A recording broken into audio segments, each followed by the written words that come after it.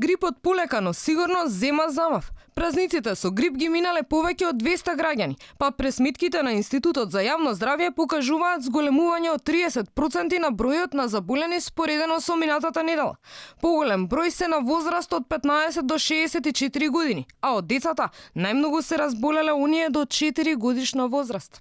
Атакот е сепак најголем на малите дечиња од 0 до 4 годишна возраст, во однос на градовите, како што реков, Гостивар, Скопје и Струмица се со најголем број заболени до моментот. Имаме и еден компаративен систем на пријавување со кој што ги следиме тешките, сериозните акутни респираторни инфекции, секако дека има и такви кои што се хоспитализирани на институциите кои што згрижуваат вакви пациенти во државата, пред се на клиниката за инфективни болести и фебрилни состојби. Нивниот број не е голем.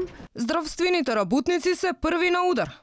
Се уште целосно не се имунизирани, откако не стигна најавината донација од странска компанија за 14.400 бесплатни вакцини наменети за вработените во здравството. Од институтот велат дека ќе земат дел од комерцијалните вакцини што се плаќаат.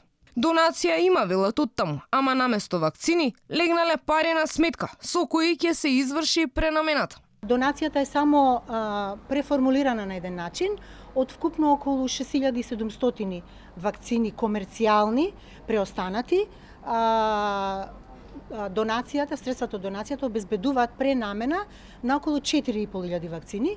Во моментот околу 1500 дополнителни вакцини се разделени во државата и се вакцинираат здравствените работници.